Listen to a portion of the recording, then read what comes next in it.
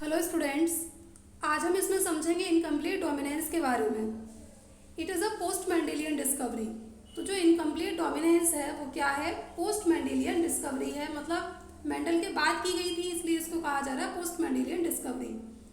Incomplete dominance is the phenomenon of neither of two alleles being dominant so that expression in the hybrid is a fine mixture or intermediate between the expressions of two alleles।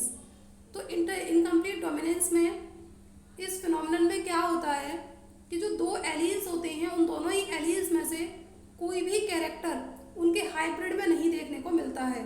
मतलब कोई दोनों character, उन्होंने दो character लिए, एक मान लो red colour का flower लिया, दूसरा वाइट कलर का फ्लावर लिया, और उनका जब क्रॉस कराया तो उनको ना तो रेड कलर का फ्लावर मिल रहा है उनके हाइब्रिड में, और ना ही उनको वाइट कलर का फ्लावर देखने को मिल रहा है। और यानी कि दोनों में से कोई भी कैरेक्टर उनके हाइब्रिड पर डोमिनेंट नहीं होता है, वहाँ पर कोई दूसरा ही कैरेक्टर वहाँ पर इजाद हो जाता है, जिसको वो क्या कह रहे हैं, फाइन मिक्सचर इसको कह रहे हैं। या फिर इन दोनों ही ये जो दोनों ही एलील्स हैं उन दोनों ही एलील्स के कैरेक्टर्स वहाँ पर एक्सप्रेस नहीं होते हैं, इसकी जगह पर क्या हो जाता है, कोई ना कोई इंटरमीडिएट उसका वहाँ पर उनको मिल जाता है। और इसी को क्या कहा था, इनकम्प्लीट डोमिनेंस इन्होंने कहा था।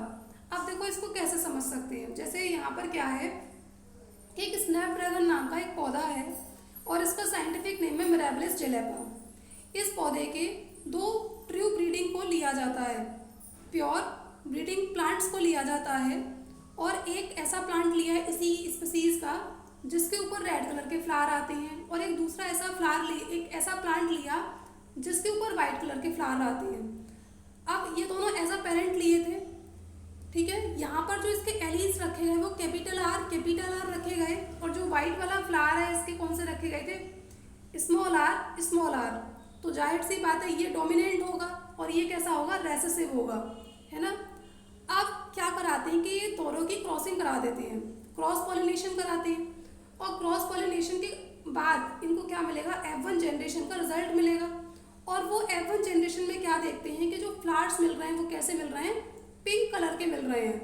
जबकि अगर मेंडल के मोनोहाइब्रिड क्रॉस की बात की जाए तो मेंडल के मोनोहाइब्रिड क्रॉस में क्या देख रहे थे हम कि F1 जनरेशन में दोनों ही जो एलील्स थे उन दोनों में से किसी एक एलील के कैरेक्टर F1 जनरेशन में देखने को मिल रहे थे, डोमिनेंट वाले के कैरेक्टर देखने को मिल रहे थे। हालांकि हाइब्रिड मिल रहा था हमें वहाँ पर, लेकिन वो जो हाइब्रिड था उसमें से एटलीस्ट एक पेरेंट के कैरेक्टर तो देखने को मिल रहे थे। वहाँ पर F1 जनरेशन में जितने ही प्लांट्स थे वो कैसे थे, लंबे थे। और यहाँ पर क्या है, अगर मोनोहाइब्रिड क्रॉस को अगर ये रूल फॉलो, अगर ये भी जो एक्सपेरिमेंट अगर ये भी इसको फॉलो करे तो उसके अकॉर्डिंग यहाँ पर फ्लावर्स का कलर कैसा आना चाहिए था, रेड आना चाहिए था। बट कलर कैसा आ रहा है यहाँ पर, एक्चुअली वो आ रहा है पिंक, ठीक है। तो ये वाला लॉ यहाँ पर जो मेंडल का जो मोनोहाइब्रिड वाला लॉ था वो यहाँ पर फेल हो रहा था। फिर उन्होंने कहा शायद हो सकता है कि नेक्स्ट जनरेशन में कुछ नया ईजाद हो जाए, तो वो फिर से क्या करते हैं कि जो F1 जनरेशन है उस F1 जनरेशन में सेल्फिंग करा देते हैं। सेल्फिंग आप समझते ही होंगे, सेल्फ पॉलिनेशन कराते हैं। और जब सेल्फ पॉलिनेशन कराते हैं तो उसके बाद क्या मिलेगा, उन्हें F2 जनरेशन का रिजल्ट मिलेगा। और जब F2 जनरेशन का रिजल्ट देखते हैं तो वो और भी ज़्यादा शॉकिंग आता है। उसमें क्या देखते हैं वो कि 1 फ्लावर उसमें रेड मिलता है, 2 फ्लावर्स जो हाइब्रिड हैं कैपिटल आर स्मॉल आर वाले हैं और कैसा कलर शो कर रहे हैं, पिंक। तो 2 फ्लावर इनको हाइब्रिड जो है वो कैसा कलर लेकर आए हैं, पिंक कलर लेकर आ रहे हैं।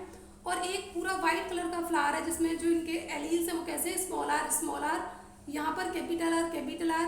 तो ये वाला इनको रिजल्ट देखने को मिलता है। तो ऐसा किसकी वजह से हो रहा है, पिंक कलर किसकी वजह से आ रहा है, ड्यू टू इनकम्प्लीट डोमिनेंस। और ये किसकी वजह से आ रहा है, इनकम्प्लीट डोमिनेंस की वजह से आ रहा है। अब हम इसको डायग्राम के थ्रू समझ लेते हैं। देखो इन्होंने क्या किया अपने इस एक्सपेरिमेंट में कि एक तो पेरेंट जनरेशन ली, है ना, पेरेंट सेलेक्ट किए इन्होंने। मिराबिलिस जेलापा का एक ऐसा पौधा जिस पर रेड कलर के फ्लावर आते हैं, और दूसरा कौन सा, जिस पर वाइट कलर के फ्लावर्स आते हैं। दोनों की इन्होंने पहले क्रॉस पॉलिनेशन कराया, और क्रॉस पॉलिनेशन के अकॉर्डिंग इनको F1 जनरेशन में क्या मिलता है, सभी फ्लावर्स पिंक मिलते हैं, ठीक है। तो हमारी वो लाइन वहाँ पर सही हो जाती है, कोई ना कोई इंटरमीडिएट इजाद हो जाता है।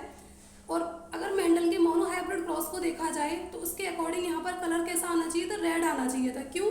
क्योंकि हम अगर वहाँ पर उसको रिकॉल करें तो हमने ये देखा था कि F1 जनरेशन में सभी जो प्लांट्स थे वो एटलीस्ट वन एलील का कैरेक्टर को वो शो कर रहे थे, जबकि यहाँ पर ऐसा नहीं हो रहा है। यहाँ पर ना तो रेड कलर आ रहा है फ्लावर का, ना ही पिंक, ना ही वाइट कलर आ रहा है। कलर कैसा आ रहा है? पिंक आ रहा है। तो ये यहाँ पर जो उनका जो मोनोहाइब्रिड वाला लॉ था वो यहाँ पर फेल हो गया। फिर उसके बाद इन्होंने क्या किया कि ये जो पिंक कलर की जो F1 जनरेशन मिल रही थी, इस F1 जनरेशन में इन्होंने फिर से क्या कराई? सेल्फिंग कराई। और जब सेल्फिंग कराते हैं तो वो यहाँ पर इनको रिजल्ट कैसा मिलता है कि दो फ्लावर जो हाइब्रिड हैं, दो इनको पिंक मिलते हैं, एक प्योर रेड मिलता है और एक प्योर वाइट मिलता है। और इनका इस तरीके से जो फिनोटाइप और जीनोटाइप रेशियो है वो दोनों का एक जैसा आता है, 1:2:1। तो आई होप ये आपको समझ में आ गया होगा। यही था मेंडल का इनकम्प्लीट डोमिनेंस, जो मेंडल के बाद किया गया था। इन्होंने सोचा कि शायद वही जो मेंडल बता कर गए हैं वही लॉ यहाँ भी कारगर होगा, बट ऐसा कुछ भी नहीं हुआ। तो यही क्या है बच्चों? इनकम्प्लीट डोमिनेंस है। तो आज के इस वीडियो लेक्चर को हम यहीं पर स्टॉप करेंगे। Thank you.